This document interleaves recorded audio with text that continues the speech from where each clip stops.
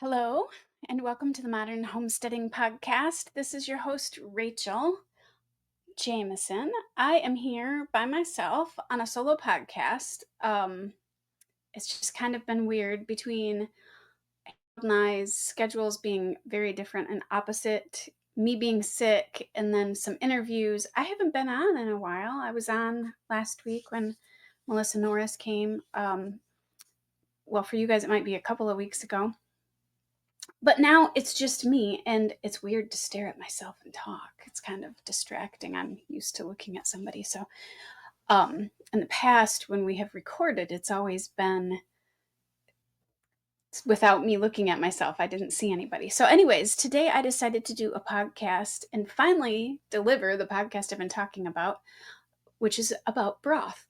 I have to admit, as much as I thought I knew about broth, the more I look into it, the less I know than I thought. There is so many different kinds of broth, and there's a few things today that I'm going to talk about that I'm not even sure that I'm pronouncing them correctly, but I did find some really interesting information. I think that broth has been around for a really long time. It's hard to say exactly how long. But first I wanted to give you a little bit of an update on my homestead and what's been going on in my life. Um, some personal information. Last week was a little bit of a struggle. I broke a toe, which is not really a big deal. It wasn't my big toe, but it's definitely been a pain in many ways. And we got our dogs fixed, which went really well for one of them, and the other one has developed a little bit of an infection. So we've been babying dogs and babying my foot. Kind of, not really. And we're still working on getting our other homestead up for sale. We still have a little bit of snow, and it's still been snowing every week here. So we're not even anywhere close to being able to plant things outside. I mean, I suppose I could plant like probably some brassicas would be fine and some other things, but for the most part, we really haven't. Our maple syrup season has passed here. That was actually not too long ago. And then what I should have been doing before now is probably pruned my apple trees. Although they're so new and they were just little, there's not a lot to trim on them. I do need to go and check on them. But like I said, I've been babying a foot, trying not to let a dog move around too much so he can heal. So I hope to get to that this weekend. So anyways, that's the update here. I did not start any seeds this year. There's a possibility I won't. I probably will end up buying seedlings, which is fine. I do enjoy babying new seedlings. But I think it's also nice to once in a while buy seedlings so I can go. I mean, who doesn't like to go to the greenhouse and look around? So I figure if I can go there and spend a little money, that's okay. But it also, it's okay to do that. Like, not everybody likes growing seedlings. Not everybody has the opportunity to grow seedlings. So if that's how you do it, go buy seedlings. So yeah, I'm gonna probably buy some tomatoes and peppers, definitely. I still have a chance to start some other things. A lot of things I can do by seed. So we will see. I have a bunch of things to do before we can get to that point. I will probably end up growing a lot of my vegetables in my orchard because that soil there has been tested and amended, and my trees are still quite small, so there's a lot of space between them. And I am doing similar to like the permaculture orchard silvopasture. We're doing rows in our orchard, so between our trees I have plants planted, supporting plants, and none of them are big enough that I couldn't probably put some tomatoes and peppers and herbs and stuff in there. So that's probably the really good possibility, because the rest of our soil is definitely in need of some love. It's either clay or sand. It needs some nutrition. It needs some organic matter. It's not holding a lot of moisture, or it's holding too much. So it just really depends on where you're at. on our property. It's also quite hilly, so I think that might be our option. I hope to be adding pictures to the Homestead Front Porch Facebook group. If you're not a member of that, you can go on over there and join. I will say that today I am having a cup of tea in my crazy plant lady cup, and this tea is actually chaga tea. Chaga, here at least, was taken off of a birch tree that we have on our back 20 acres, and mixed with a little bit of cinnamon. It's pretty tasty. And some raw honey, local raw honey. So I'm sipping that, and we're going to dive into broth. So broth, stocks, clear soups. And there's my sip of tea to keep me going here. Okay, so meat stock. There's many different kinds of broths. And we kind of use the name interchangeably, probably unless you're a chef or a cook or you work at a restaurant, maybe. But we use a lot of names interchangeably, and they're not the same. So I'm going to just go over the words that we use first, and I'm sure I will miss some. It probably depends on what part of the world, ethnicity, and everything else you're in. But so we have meat stock, we have bone broth, consommé, and we have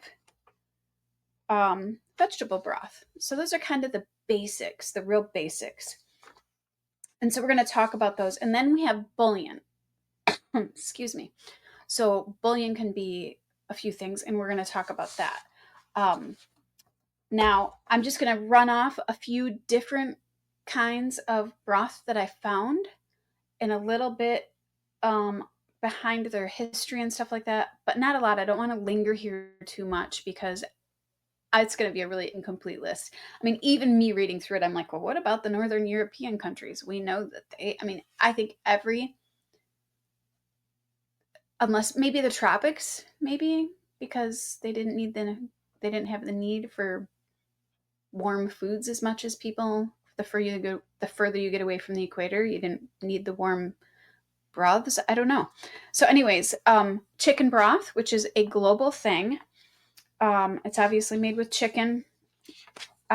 Beef broth, which same thing, global. There's miso soup, which is Japanese.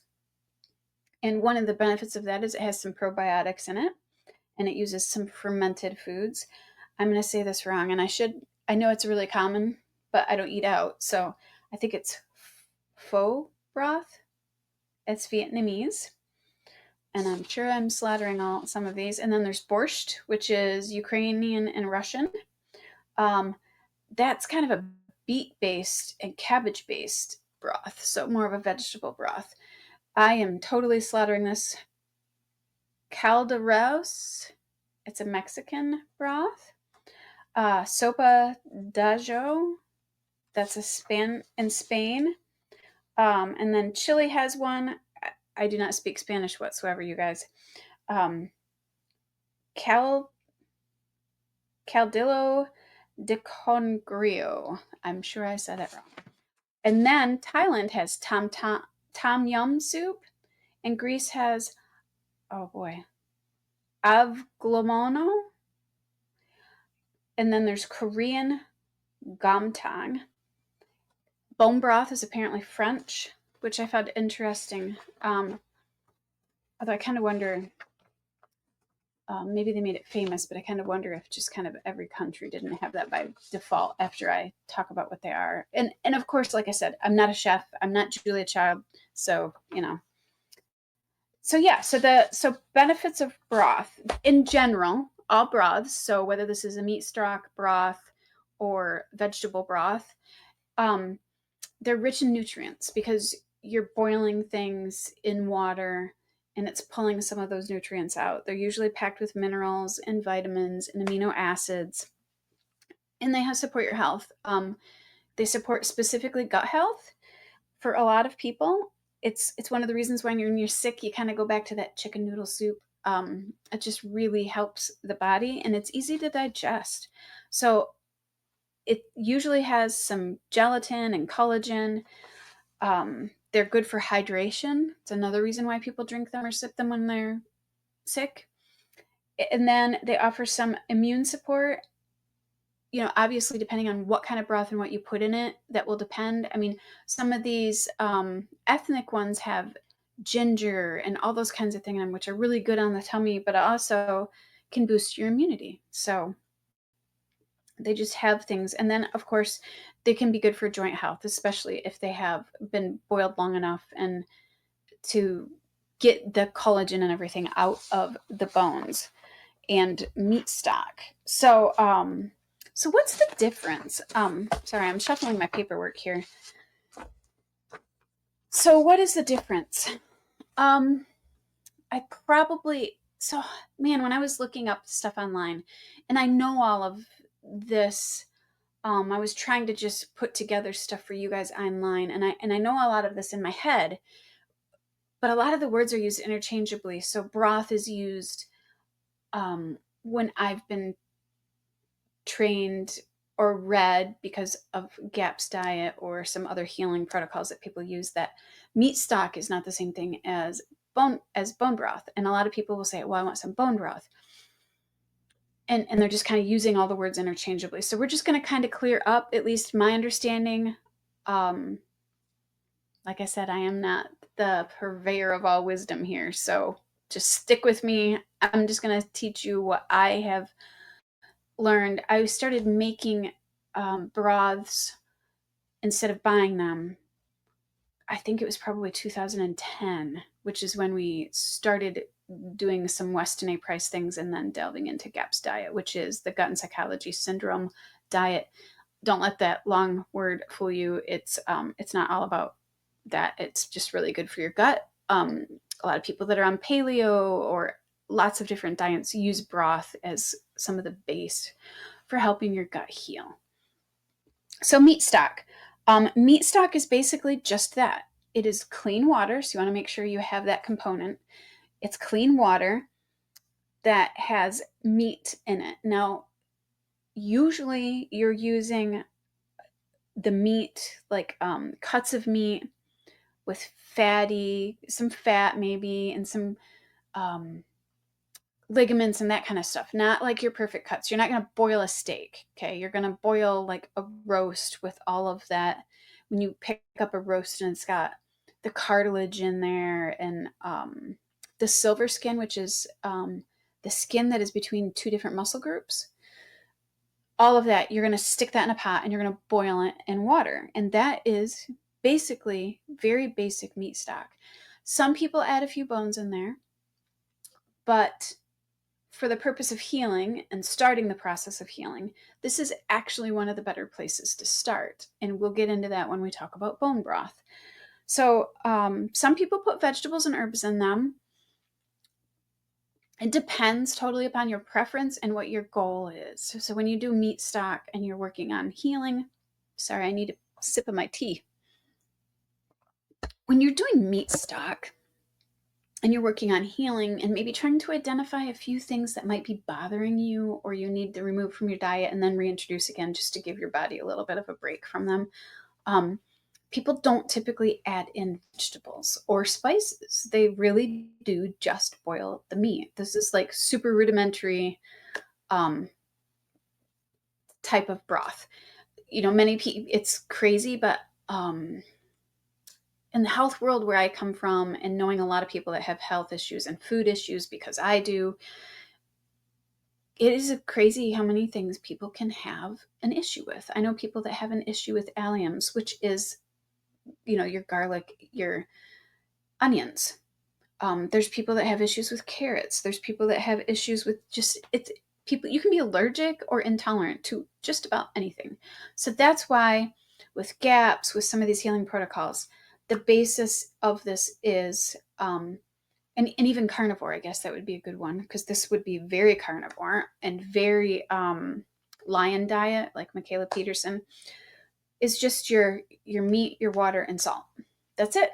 And that's really all you need for this. Now, the flavor and the smell is really off-putting to some. So just to warn you, if you're new to this, I would start really small. I wouldn't go and just put a 5-pound roast or something in water and start to boil it, because you may just absolutely hate it.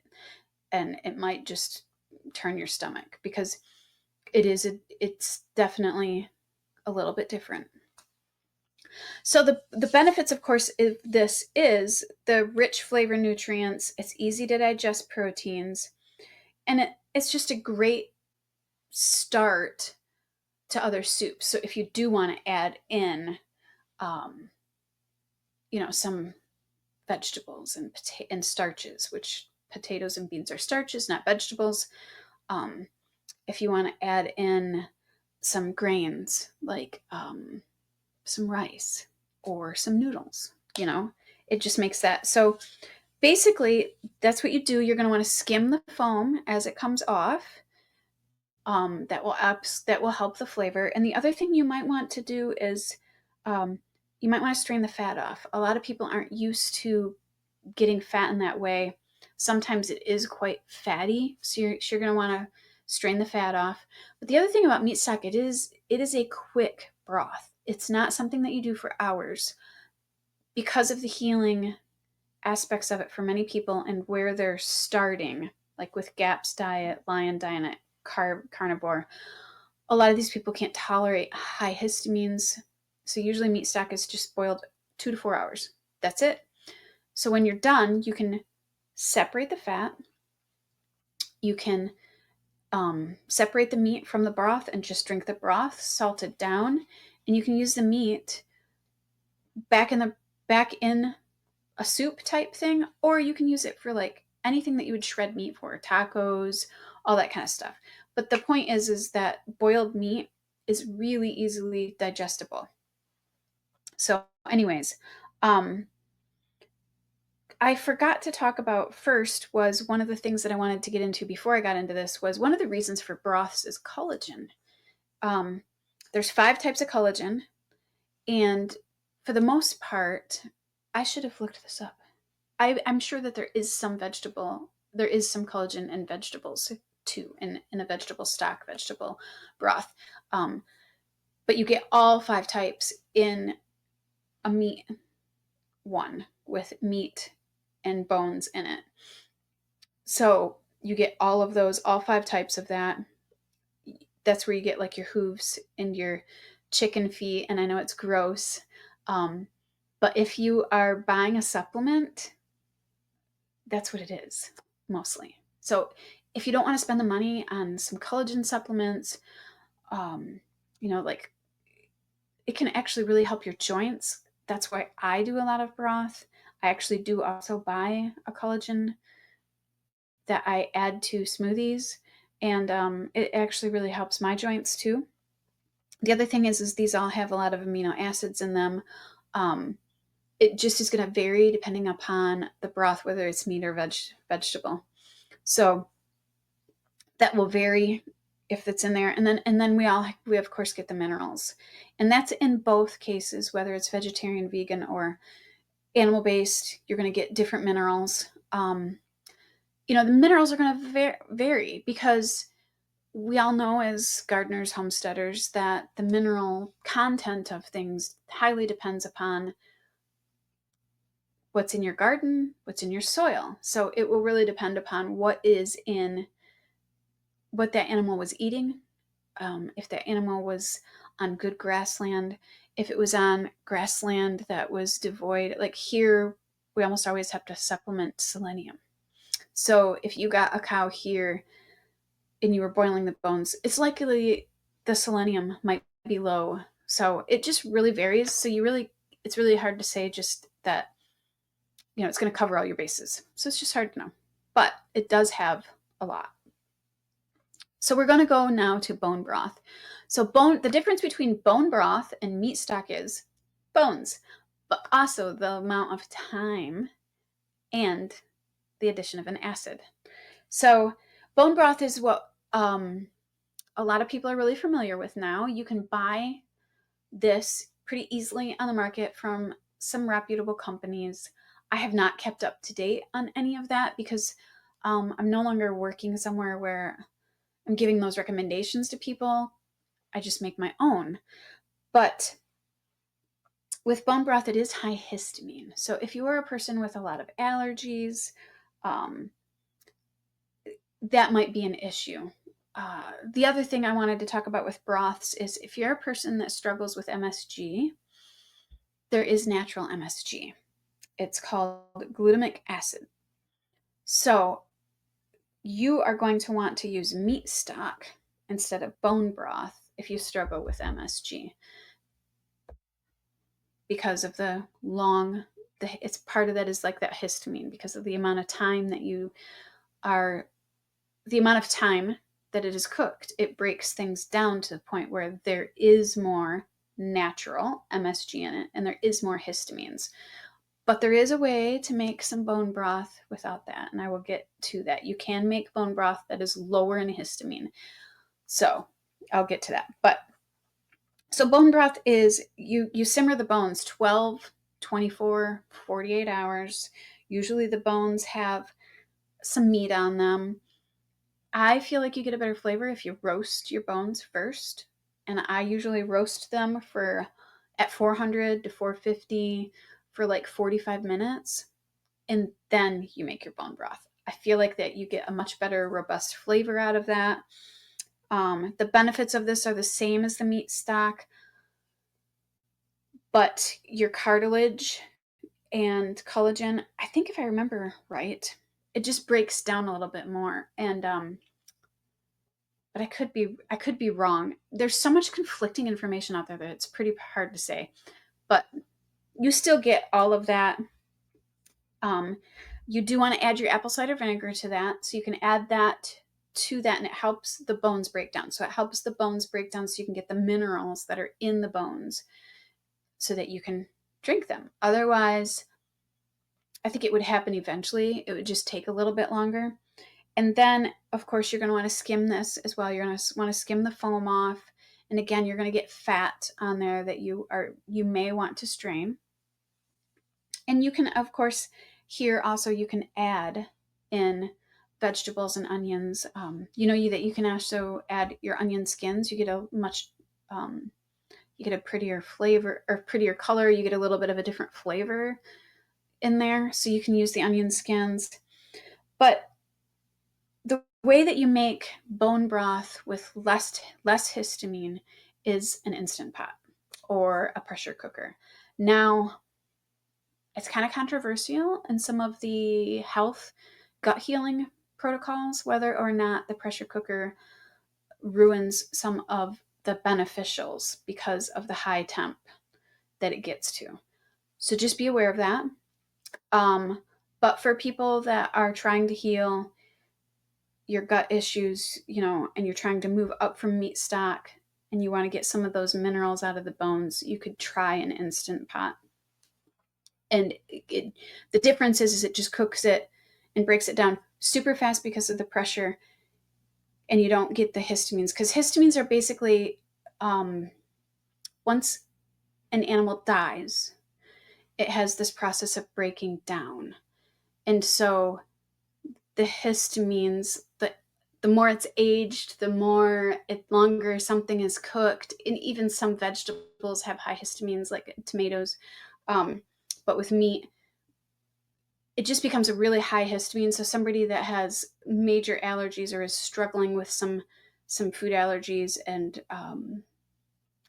histamine issues, that's why they call me antihistamines, they might want to avoid the long 24, 48 hour cooked bone broth and try the Instant Pot method before they go to the slower method. Now, I do probably believe that in a stock pot, long probably retains more vitamins at a slow boil than it does with that high pressure. It just makes sense. So, anyways, that's my opinion. So consommé. So consommé is basically clarified broth. I will be honest, I've never made it. I have heard of it. I have seen people use it. I know chefs that use it. I'm kind of a lazy farm cook. It takes a lot of time, and I don't spend the time to do it. But basically, you're clarifying broth using egg whites to purify it, which is actually kind of cool that it can do that. So the benefits of this is you get a clear, rich tasting, low fat broth. So I think if you were making something that required a specific flavor or something like that, it just would make sense. I think it's if you were making a gourmet meal or maybe a farm to table event and you really wanted a nice presentation, I'm sure that this would definitely be something. So use egg whites, and then obviously you're straining off all the fat. So there is that. And then we go to bouillon. So bouillon comes in a bunch of different ways. How I grew up is it was those, you get the little glass jar at the store and it's this little cube wrapped in foil. Yeah, that. Yeah, that. Um, but now, that's full of so many things. I mean, I'm pretty sure that there's maltodextrin in it. There's the non-natural MSG. There's just a lot of things in it that I try to avoid. So, but you can also, so there's those. You can actually make your own cubes. You can make your own powders. And you can, I forget what they call it. I think it's called potable broth or portable broth. Townsend and Sons, which I'm going to find a link and post it in the notes for you. But they do like reenactment type stuff, and he has a YouTube on how to do this. So basically, it is just really, really boiled down broth. You're concentrating it super far down. And the other thing is with bouillons, they can be beef flavored, chicken flavored, vegetable flavored. You can make them by starting with any of these other ones and then condensing it down and drying it and pulverizing it.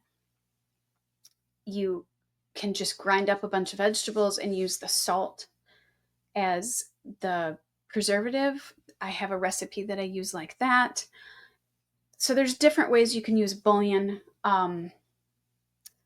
I do not, and I am not aware of one that I would consume personally that is on the market. There was a name brand that a lot of people liked. I've read the ingredients, and yeah, it's better than most. And the flavor is pretty decent. I've had it. But I'm not going to say the name. I just wouldn't. Yeah, I'm just not going to say the name because I don't want to bash them publicly. But I just wouldn't use it personally. In a pinch, I would. Like you're on vacation and you're staying at, and you have a Airbnb or something like that. Then I would do something like that. But anyway, so and then we're going to go on like vegetable broth. So vegetable broth is the same way.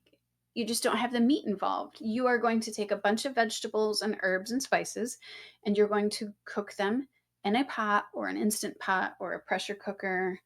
Instant pots, by the way, do slow cook and pressure cook. So they do a lot of stuff. So you can get one that does both of those things. And what's nice about those is you don't need to go out and try to find meat or meaty bones, and they're very versatile.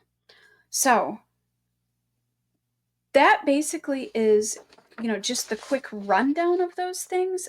I personally do not, I don't add vegetables to my meat stock, bone broth.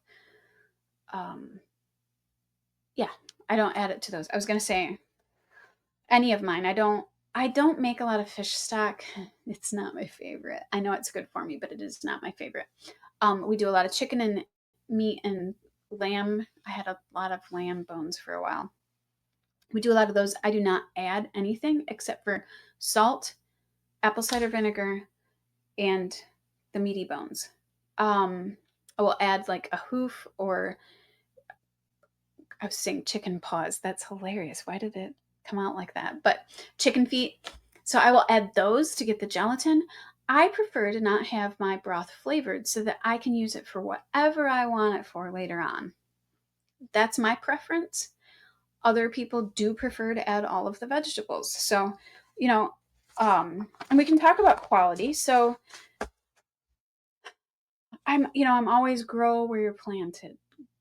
Do what you can where you're at. So for me, I think it's really important, and it's probably low-lying fruit, to make sure that you have quality water. You're going to want to have either some filtered water, but certainly not fluoridated, chlorinated water. You're going to want to have clean, pure water when you start. And I'm kind of picky about my salt, mostly because we consume a lot of it. For health reasons, we actually need a considerable amount of salt in our family. So I'm pretty picky about mine.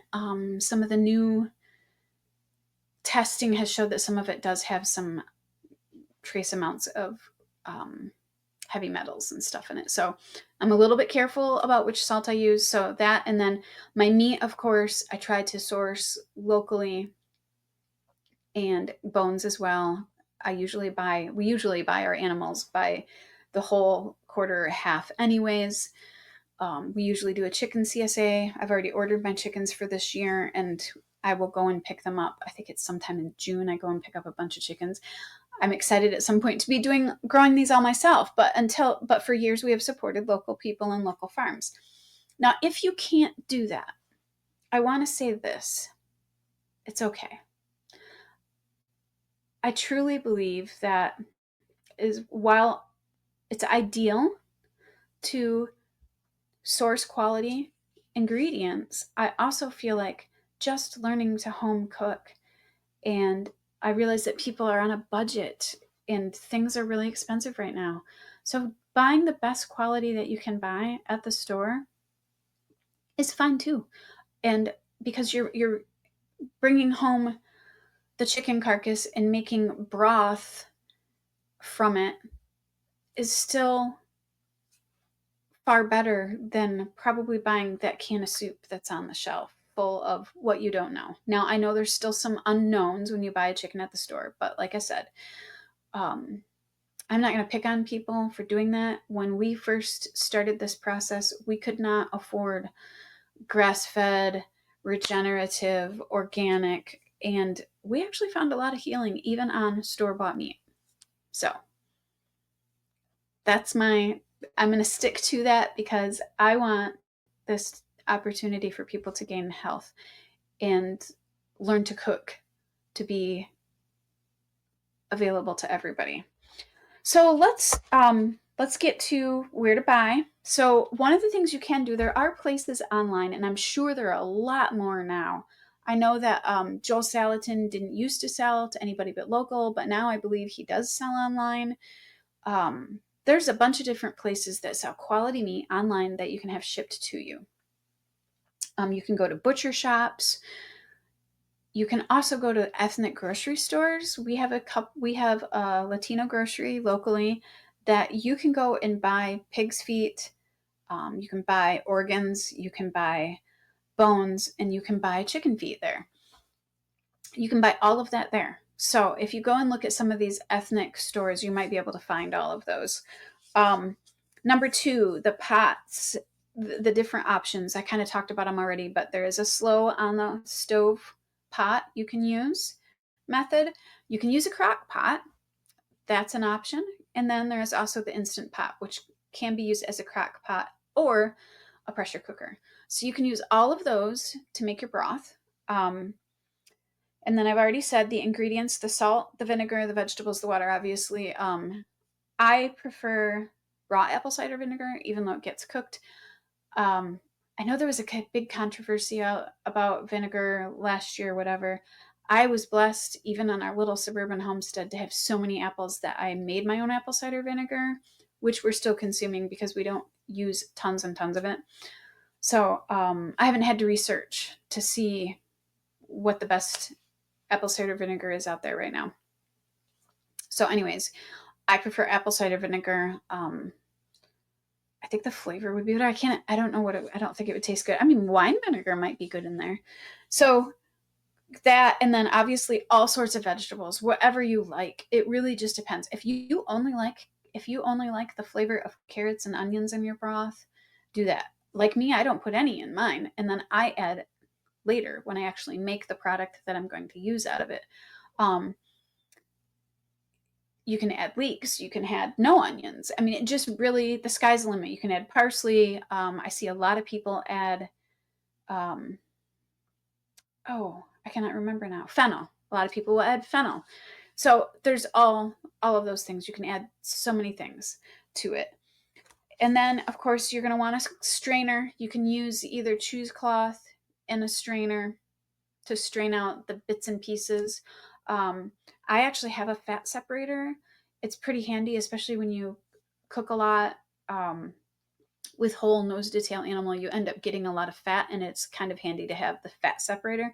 But the other thing you can do to get fat off is you can cool that broth back down, and it will harden on the top, and you can just pull it off.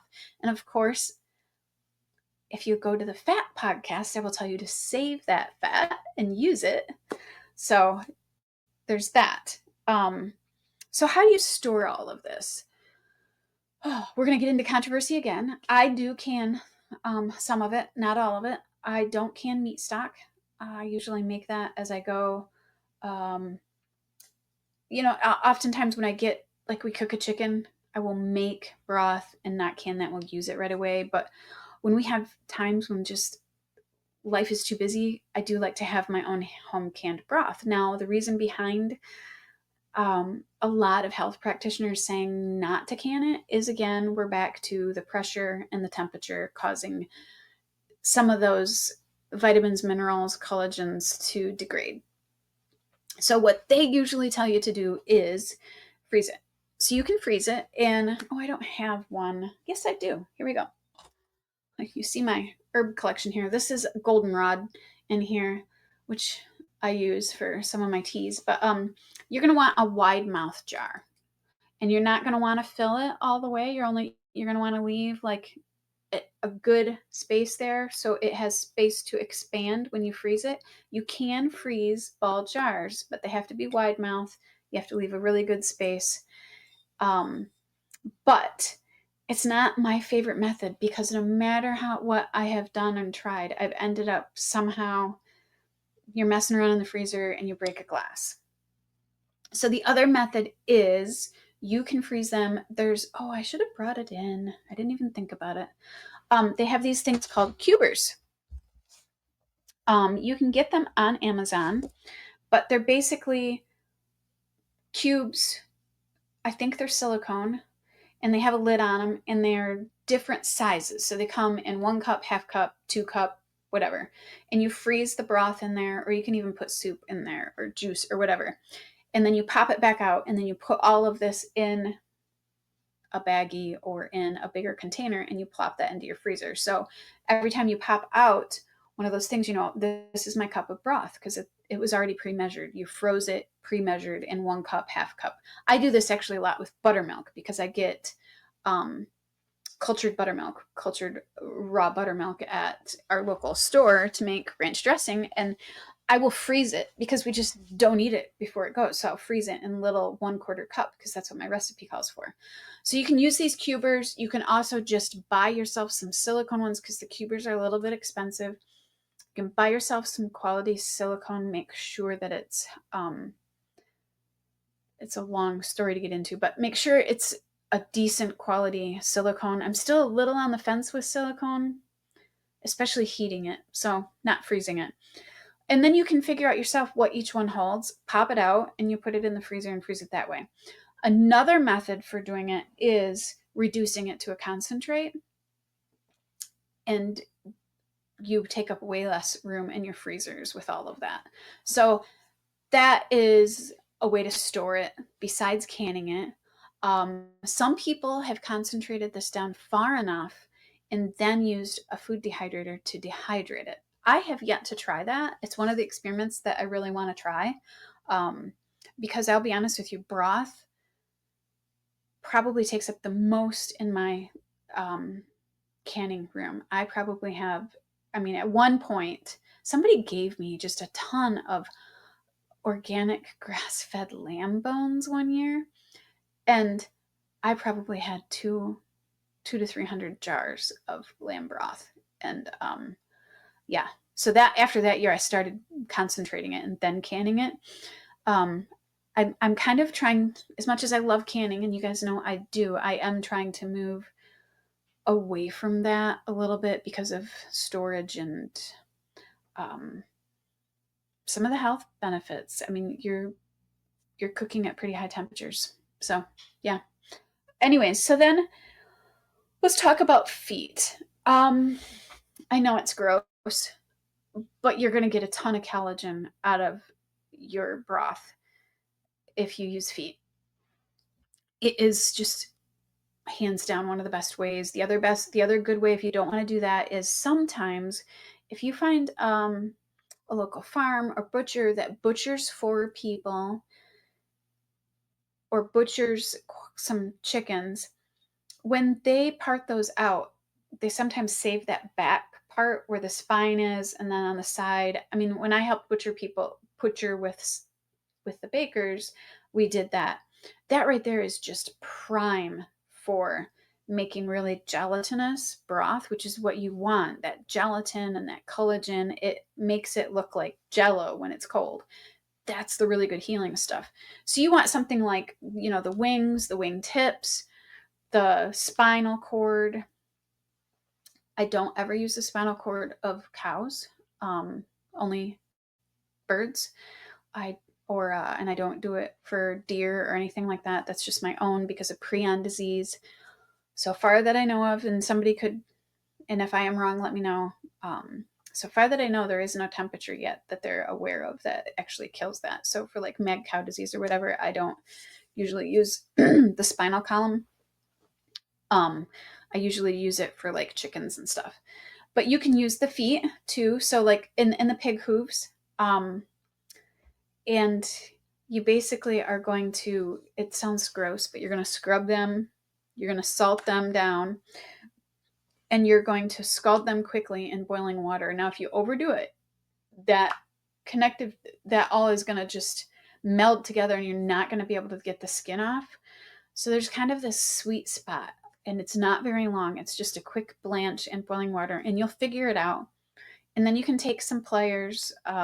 It's going to sound gross, guys, but you take those after you wash them, actually, before you boil them, you remove the toenails, and you give them a good scrub, put the salt on them, parboil them real quick, dump them in some ice water, and then they will peel really well, and then you add them to your broth.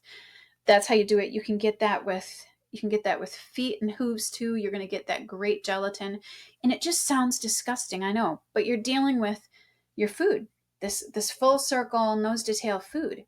And to be honest with you, unless you're a really, really careful person to avoid this, you're getting this in your food. You're just now playing a role in cooking that food for yourself because it's in gummies, it's in so many things. So any of the supplements that you're buying for collagen and stuff like that, unless it's a vegetarian one, it's in there. So anyways, that's how you do that. Let me see. What was my last? What do you do with the bones when you're done? So a lot of people ask me this. So what do you do with the bones when you're done? Well, there's many things you can do. And if you made a bone broth, especially a really long cooked bone broth, and excuse me, I need more of my tea. Especially a really long cooked one, and especially chicken, it's literally just going to fall apart. It's going to turn to mush. Sometimes your beef bones will do that, but not usually. Sometimes your pig bones, but those bigger bones just don't come apart. And that's the other thing. If you're getting bones from your butcher, make sure that you have them cut some of those bigger bones up so that the marrow comes out when you're making your stocks and broths. You want that marrow out of the bones. You don't want it stuck in there. So anyways, with those bones, so if they're chicken bones and they turned into a paste and everything like that, you can strain those out and you can dry those, or you can mix that in, give it to your chickens, give it to your pigs, whatever. You can give it to your animals. You could also add it to garden compost. Of course, that's going to need to be a hotter compost. If you're putting animal products in it, it's going to have to be a really hot compost. And Then with these bigger bones, you can do biochar. Now, I know that biochar seems like a big homestead type of thing. There are a lot of people doing it in really small scale. My mentor, Craig Schaff, does it in a Dutch oven, like this big, and he does it in a fire pit or a wood stove. And I will see if I can get his videos. I've talked about him often. It's kind of hard sometimes to get his videos. I will see if I can get that video link so that you guys can watch it. I'm sure I've posted it before. But anyway, that's what you can do with the bones. The other thing you can do is dry them out, pulverize them, and add them as an amendment. Bone meal amendment to your garden. But I prefer to have something like that composted. So troubleshooting. So one of the things that people often ask is, I can't get my broth to gel. So there's two things that are going on there, maybe more, but one of the most common things are you don't have the right kind of bones. So you want, like we talked about, the cartilage, the knee bones that have the tendons and ligaments. You don't want to cut all that out. You want to shove that in that water and you want to boil that down. You want the feet, the back, the wings. You want all of that. And that's where your gelatin is going to come from. Now, the other thing that can often go wrong is you either don't have enough bones or you have too much water. So you want your water to just barely cover your bones. And those are basically the two things. I have had it where mine haven't gelled, and then other times it was just insane how gelatiny it was. It was like picking up Jello. So that those are the things that people ask me about the most. I'm trying to remember what else I could talk about. I could have literally made this into a really long series. I could have talked about each of these and really gotten into some of the deep aspects of it. I did want to bring up this book. This book is written by Sally Fallon Morrell. She's the one that also wrote the Nourishing Traditions cookbook. It's called Nourishing Broth. And it just really goes over it. And there's a whole back section. Let me see. I'm showing here. I was trying to find where it starts. So basically this much of the book, I don't know if you can see that because of the light, but that much of the book is recipes for just all different kinds of broth and consommes and meat and ways to use it. The first section is basically about broth, and then the second section is about some health issues that can be helped by broth. I'm not going to make claims that it will cure things, but some things that can help. I know that it has played a really large role in some of my it just kind of went offline for a second, so it made me nervous. So I think that's it. I feel like broth is just kind of the basis, especially for, at least up here where it's cold, we still have snow. For 9 months out of the year, I feel like broth is just such a huge part of our lives. It's soup season. It's one of our favorite things. We just really enjoy it. In the summer, we don't use it as much. So anyways, I know that we're heading into summer, but I also know that people start to butcher birds and stuff like that right about now. They're at, because depending on what kind of bird you have, they only take 6 to 8 weeks. So as you're butchering those birds, it's a perfect time to start thinking about these, a perfect time to start maybe saving some of those, saving the feet so that you can have nice broth. So anyways, that is basically the Everything Broth podcast. Let me know if you have questions. And please let me know if you have more information and maybe some cool recipes or some ethnic recipes. I would love that, because some of these recipes, I frankly want, not some of these recipes, some of these different kinds, I would love to try miso. I'm not even sure, I always have to be careful that I can eat stuff like that. But I would love to try some of these. And if you guys have some tried and true recipes, I would love, love, love to have them shared. Again, you guys are always welcome to come on over and join us in the Homestead Front Porch on Facebook. And then, of course, there is the Modern Homesteading Podcast website, which has Harold's blog and lots of his stuff, but also the podcast there. That's where you're going to find notes to this podcast. Until Harold and I meet again and I see you again, you guys stay healthy and grow where you're planted.